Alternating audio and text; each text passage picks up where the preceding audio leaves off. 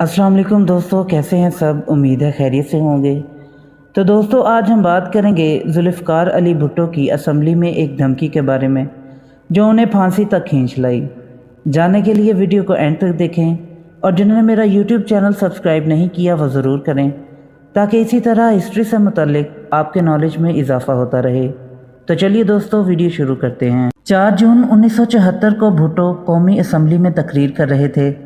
दौरान तकरीर उन्होंने कहा, आइन पर हिज़्ब इख्तिलाफ़ का शोर और वावेला बिला जवाज़ है, क्योंकि हिज़्ब इख्तिलाफ़ के तमाम अरकान ने आइन पर दस्तखत किए हैं और ये आइन एक मुतफ़िका आइन है। इस पर अहमद रज़ा कसूरी ने स्पीकर को मुखातिब करते हुए कहा, जनाब स्पीकर, रतु डेरों से आने वाले फाजिल मुकर्रर गलत बयानी से काम ले रहे हैं। सारी दुनिया जानती है कि मैंने आइन पर दस्तखत नहीं किए हैं। इसने इसके हक़ में वोट नहीं दिया। फिर ये कैसे कह सकते हैं कि आइन पर सब ने दस्तखत किए हैं और ये मुतफ़िका आइन है। कसूरी की मुदाखलत और इन रिमार्क्स पर भुट्टो तैश में आ गए और उन्होंने कसूरी की तरफ इशारा करते हुए चिल्लाते हुए कहा, मैंने इस शख्स को बहुत बर्दाश्त कर लिया है। ये मुजस्सम ज़हर कातिल है। अब हम इसको कतई बर्दाश्त नहीं करेंगे। भुट्टो इतने इश्तियाल में क्यों आए, इसके लिए हमें थोड़ा पीछे जाना पड़ेगा। पीपल्स पार्टी की इब्तदाई कारकुनों में से एक अहमद रज़ा ख़ान कसूरी 2 सितंबर 1938 को कसूर में पैदा हुए। गवर्नमेंट कॉलेज लाहौर और पंजाब यूनिवर्सिटी में अयाम तालिब इल्मी में इसने स्टूडेंट पॉलिटिक्स में नुमायाँ किरदार अदा किया और कैदोबंद की सऊबतें भी बर्दाश्त की। 1966 में जब जुल्फ़िकार अली भुट्टो अयूब खान की काबीना से मुस्ताफ़ी होकर बजरिया ट्रेन लाहौर आए तो इनका इस्तकबाल करने वालों में अहमद रज़ा कसूरी नुमायाँ थे। 27 नवंबर 1967 को कसूर में अहमद रज़ा कसूरी की क़यामगाह पर भुट्टो ने ऐलान किया कि वह बहुत जल्द एक सियासी जमात कायम करने वाले हैं जिसका नाम पाकिस्तान पीपल्स पार्टी होगा। 30 दिन बाद 30 नवंबर 1967 को भुट्टो ने लाहौर में एक सियासी कन्वेंशन में इस जमात का क़याम का बाकायदा ऐलान कर दिया। दिसंबर 1970 में अहमद रज़ा कसूरी ने पाकिस्तान पीपल्स पार्टी की टिकट पर कसूर से कौमी असम्बली का इंतखाब लड़ा और जमीयत उलमाए पाकिस्तान के मियाँ अजमल अहमद शरकपुरी और मियाँ इफ्तिखारुद्दीन के साहिबजादे मियाँ आरिफ इफ्तिखार को शिकस्त देकर कौमी असम्बली के रुकन मुंतखब हुए।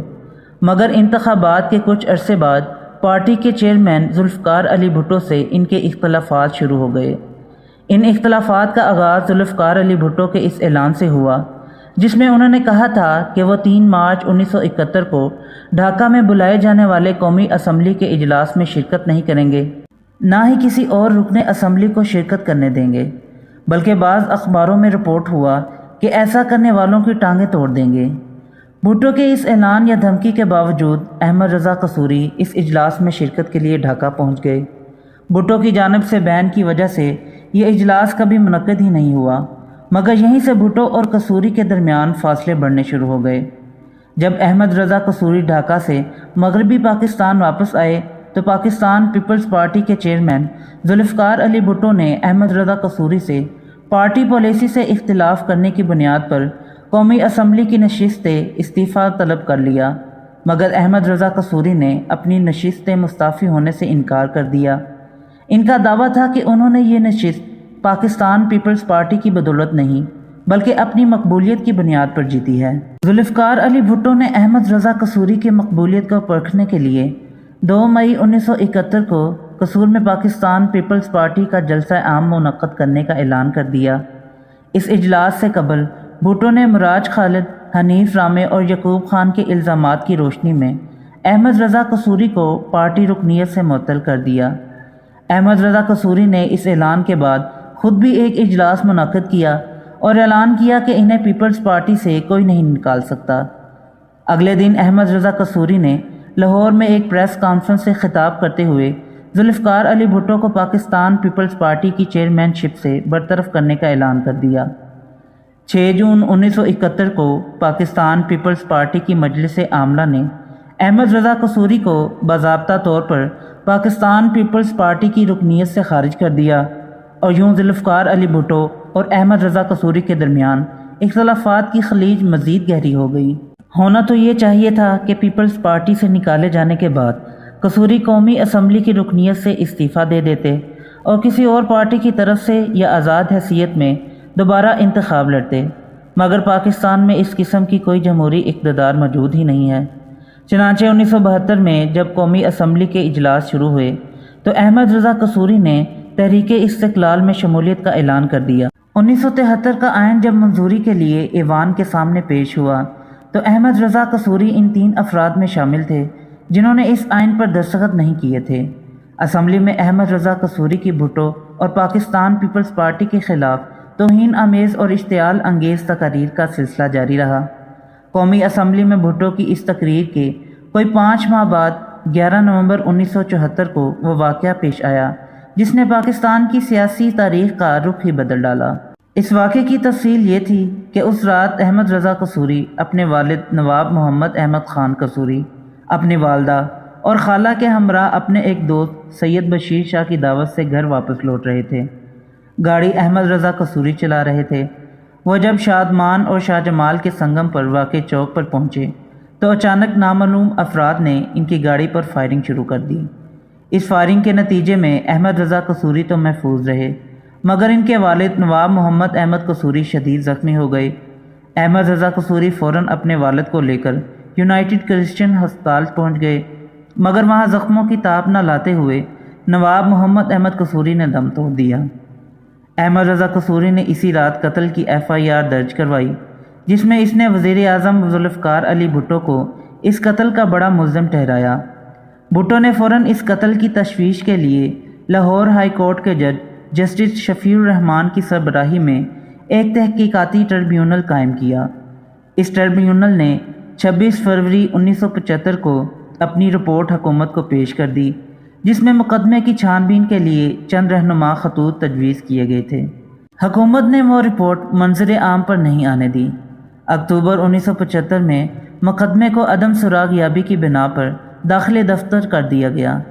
ذوالفقار علی بھٹو نے پھانسی سے چند ماہ قبل چھوٹی چھوٹی چیٹوں پر اپنی یادداشتوں پر مبنی کتاب رومر اینڈ ریالٹی میں اس مقدمہ قتل پر کئی جگہ روشنی ڈالی ہے۔ ان کے بقول نہ احمد رضا قصوری نے اور نہ ہی ان کے خاندان کے کسی فرد نے 1970 سے قبل قومی، صوبائی اور بلدیاتی انتخاب جیتا۔ احمد رضا قصوری کو 1970 میں محض اس لیے کامیابی حاصل ہوئی کہ اسے پیپلز پارٹی نے ٹکٹ دیا تھا۔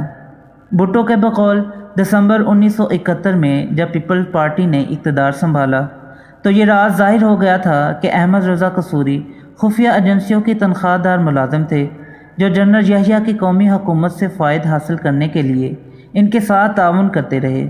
بعد میں انہوں نے جنرل ضیاء الحق کا اعلیٰ کار بننا منظور کر لیا۔ بھٹو نے اپنی اسی کتاب میں لکھا ہے کہ ابھی محمد احمد قصوری کا لہو بھی خشک نہ ہوا تھا کہ ان کا بیٹا چیختا چلاتا بھٹو مخالفین کے پاس گیا اور ان سے مشورہ کیا کہ وہ اپنے باپ کی موت سے کیسے فائدہ اٹھائیں۔ چودھری ظہور الہی بھاگے بھاگے ہسپتال پہنچے۔ ہسپتال کے برآمدوں میں سازش ہوئی کہ اس افسوسناک واقعے کو اقتدار کے ایوانوں میں پہنچنے کا ذریعہ بنایا جائے۔ چنانچہ بھٹو پر قتل کی سازش کا الزام عائد کر دیا گیا۔ وہ بھٹو سے وزارت لینے سے ناکام رہے تھے اور یہی بات دشمنی کا سبب بنی تھی۔ بھٹو کے بقول وہ وزیر اعظم کو نیچا دکھانے کے لیے موقع کی تلاش میں تھے۔ انہی ذرائع کے مطابق اچانک ہی انہیں یہ موقع اپنے باپ کی موت کی شکل میں مل گیا۔ قصوری نے ہر ممکن حد تک جذبات انگیز ڈرامائی صورت اختیار کی اور اس نے جتنے بھی ناشائستہ الزامات لگائے وہ انتہائی ڈرامائی تھے۔ قصوری اور اس کے ساتھی ظہور الہی نے فیصلہ کیا کہ مقدمے میں وزیر اعظم کا نام یہ کہہ کر ملوث کر دیا جائے کہ قصوری کی صرف انہی کے ساتھ دشمنی ہے۔ اس طرح انہوں نے ایک سکینڈل کو ہوا دی اور وزیر اعظم کے استعفے کا مطالبہ کیا۔ بھٹو نے محمد احمد قصوری کی موت کی تحقیقات کے لیے ٹریبیونل قائم کر دیا۔ مولوی مشتاق کے ایک قریبی دوست جسٹس شفیع الرحمان کو اس کی سربراہی کے لیے چنا۔ چونکہ یہ بات ہر کسی کو معلوم تھی کہ جسٹس شفیع الرحمان وزیر اعظم کو پسند نہیں کرتے، اس لیے قصوری کو ٹریبیونل پر مکمل اعتماد تھا اور وہ ان کے سامنے پیش ہوئے۔ ٹریبیونل نے اس واقعے کی پوری تحقیقات کی۔ ٹریبیونل کی رپورٹ کے اختتام پر قصوری نے ٹریبیونل کے اخذ کیے ہوئے نتائج پر مکمل اعتماد کا اظہار کیا۔ جو ہی ٹریبیونل کی رپورٹ مکمل ہوئی، قصوری نے وزیر اعظم سے ملاقات کے لیے کوششیں شروع کر دیں۔ بھٹو نے ان سے ملنے سے انکار کر دیا۔ قصوری نے وزیر اعظم کو رکت امیز خطوط لکھے۔ وزیر اعظم نے آخر کار قصوری کو پارٹی کے صفوں میں واپس لینے پر رضامندی کا اظہار کر دیا۔ پیپلز پارٹی میں واپسی کے لیے احمد رضا قصوری کی بے چینی کا مقصد واضح تھا۔ وہ آنے والے عام انتخابات میں پیپلز پارٹی کا سہارا لے کر دوبارہ MNA بننا چاہتا تھا۔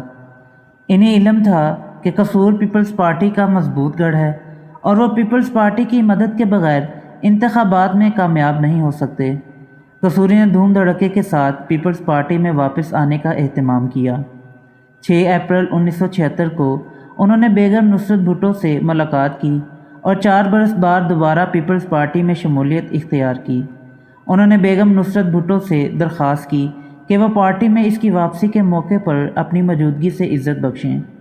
اگلے دن انہوں نے اپنی ماڈل ٹاؤن لاہور کی قیام گاہ پر پیپلز پارٹی کے کارکنوں کے ایک اجلاس سے خطاب کرتے ہوئے پیپلز پارٹی میں اپنے دوبارہ شمولیت کے فیصلے کا اعلان کر دیا۔ اس استقبالیے میں انہوں نے وزیر اعظم کی بے حد تعریف کی۔ احمد رضا قصوری کی ماں نے سر عام اعلان کیا کہ وہ وزیر اعظم پر اپنے تمام بیٹے قربان کر دیں گی کیونکہ وزیر اعظم بھٹو کے بغیر پاکستان باقی نہیں رہے گا۔ احمد رضا قصوری آئندہ انتخابات میں پارٹی کے ٹکٹ کے حصول کی خواہش میں اتنا آگے بڑھ گئے کہ جنوری 1977 میں اس نے قومی اسمبلی میں وزیر اعظم کی زرعی اصلاحات کی ان الفاظ میں تعریف کی: میں قومی اسمبلی سے ایسے تاریخی موقع پر خطاب کر رہا ہوں جب ہم پاکستان میں انقلابی زرعی اصلاحات کو متعارف کروا رہے ہیں۔ مسٹر اسپیکر، اگر میں وزیر اعظم بھٹو اور ان کی حکومت کو پاکستان میں انقلابی اصلاحات کے نفاذ پر مبارکباد نہ دوں تو میں اپنے فرائض میں کوتاہی برتوں گا۔ بہرحال مارچ 1977 کے انتخابات کے لیے پاکستان پیپلز پارٹی نے احمد رضا قصوری کو ٹکٹ نہیں دیا۔ یہ ان کی بدقسمتی تھی کہ اس سے انہیں کچھ نہ مل سکا۔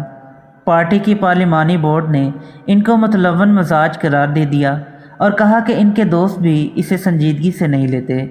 بھٹو نے لکھا ہے کہ قصوری کے باپ کے قتل کے حوالے سے انہیں کوئی احساس جرم ہوتا تو وہ ان کا منہ ٹکٹ دے کر بند کر دیتے جس کے لیے وہ بھیک مانگ رہے تھے۔ انہوں نے ایسا نہیں کیا کیونکہ انہیں کوئی احساس جرم نہیں تھا۔ احمد رضا قصوری سے پوچھا گیا کہ وہ پیپلز پارٹی میں دوبارہ کیوں شامل ہوئے۔ انہوں نے جواب دیا کہ عبدالحفیظ پیرزادہ اور صادق حسین قریشی کے بعد بیگم نصرت بھٹو ان کے گھر آئی تھیں اور کلام پاک پر ہاتھ رکھ کر میری والدہ کو یقین دلایا تھا کہ ان کے شوہر کے قتل میں بھٹو کا ہاتھ نہیں تھا۔ اس یقین دہانی کے بعد انہوں نے میری والدہ کو مجبور کیا کہ میں پیپلز پارٹی میں دوبارہ شامل ہو جاؤں۔ چنانچہ پنجاب کی ریت کے مطابق ہم سے انکار نہ بن پڑا اور ہمارے صوبے کی یہ ریت رہی ہے کہ جب کسی کی بہن، بیٹی، بیوی یا ماں کسی کے گھر چل کر آئیں تو تمام گلے شکوے جاتے رہتے ہیں۔ مگر چند ہی ہفتے بعد فوجی حکومت کے آشرواد پر احمد رضا قصوری کو بھٹو دوبارہ اپنے باپ کا قاتل نظر آنے لگے اور محمد احمد قصوری کی بیوہ نے، جنہوں نے وزیر اعظم بھٹو پر اپنے تمام بیٹے قربان کر دینے کا اعلان کیا تھا، جنرل ضیاء کو ایک درخواست دی جس میں استدعا کی گئی تھی کہ سابق وزیر اعظم کے خلاف مقدمہ دوبارہ شروع کیا جائے۔ احمد رضا قصوری نے جسٹس شفیع الرحمان ٹریبیونل کی رپورٹ پر عدم اعتماد کا اظہار کیا۔ اس دوران 90 دن کے اندر انتخابات کے نام نہاد ڈرامے کا اعلان ہوا تو انہوں نے لاہور کے حلقہ نمبر 3 سے بھٹو کے خلاف انتخاب لڑنے کا اعلان کیا۔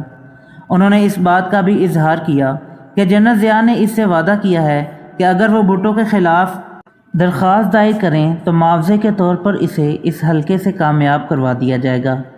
احمد رضا قصوری نے جنرل ضیاء کے ساتھ اپنے تعلقات پر فخر کا اظہار کیا اور کہا کہ انتخابات کے بعد جنرل ضیاء نے انہیں وزیر بنانے کا بھی وعدہ کیا ہے۔ اس کے بعد جو ہوا وہ پاکستان کی تاریخ کا ایک سیاہ باب ہے۔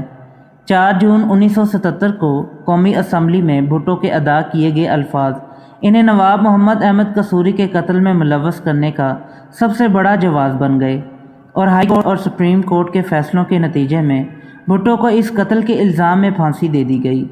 یوں ملک اپنے ایک ذہین مگر متنازع سیاستدان سے ہمیشہ کے لیے محروم ہو گیا۔ تو دوستو یہ تھی آج کی ویڈیو پسند آئی ہو تو لائک ضرور کریں اور میرے یوٹیوب چینل کو سبسکرائب کریں۔ پھر ملتے ہیں ایک نئی ویڈیو کے ساتھ، تب تک کے لیے اجازت دیں۔ اللہ حافظ۔